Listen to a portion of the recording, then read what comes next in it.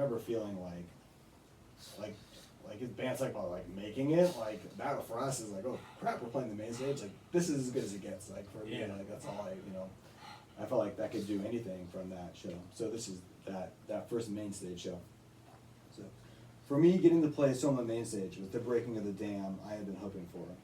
If we could pull that off, we could do anything. In my head, it would open the path to bigger and better shows. Backstage, I could hear the owner, Len, MC the introduction as he butchered through her name. Here we go. Up next, it's Dr. Klahn and his army of something. What are they called again? Whatever, you know who it is. It's Dr. Klahn.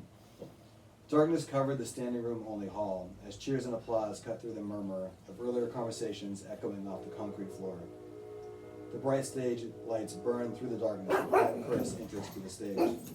Beneath them, the audience reaction crescendoed and ricocheted with the snap of the snare drum from Chris. Snap, snap, snap as he sound-checked quickly behind his kit. A second of silence fought back.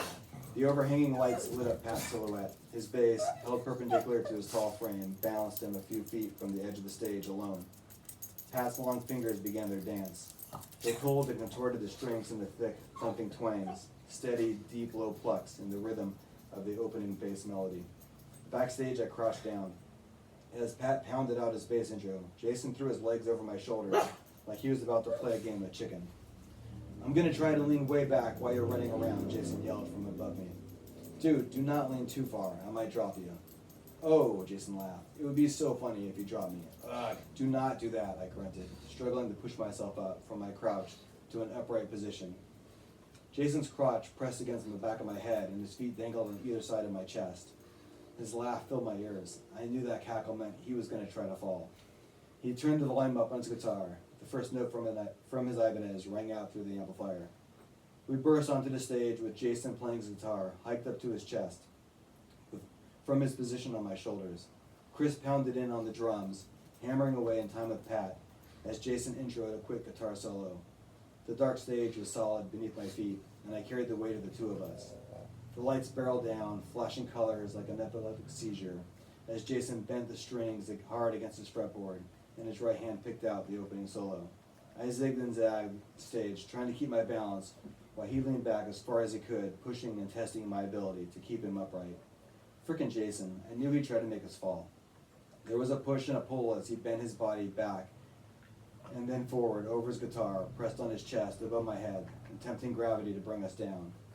As his intro rang out, a sustained vibrato, he bent the final note which lingered on the fretboard. My body lunged forward as my legs buckled. I pushed my head towards the stage. He popped off my shoulders and landed, his Vans hitting the stage with a thud. Regaining balance, he crammed the energy into a mad strumming as the guitar switched from melody to distortion of a fast punk riff. Bass and drums locked in with guitar. The three of them needed each other like lungs need breath, panting for more. I lurched towards the mic, grabbed it in the stand, and pushed it towards the crowd as Jason jump-kicked us into the first stanza. I screamed my feelings of nothingness into the mic and out into the world. The reaction from the crowd was symbiotic. I could see sweaty punk kids and gleaming faces familiar in the lights. They pushed and moved together like a rogue wave, leaning in and pulling away as bodies were tossed over the choppy sea. I was sold. It was all I wanted to do from that moment on. For some reason, I think I did peek in on the stage during that. But I had the full, I had the full visual in my head from the way that you described it.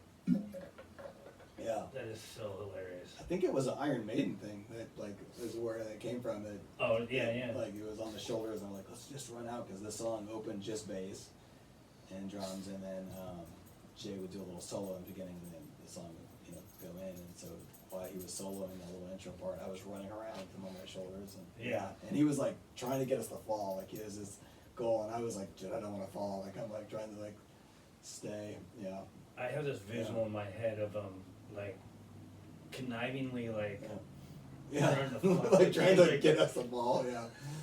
Oh my gosh. But so that funny, that's again that shows the seriousness of performing and thought out to the point of we're going to do something a little bit different.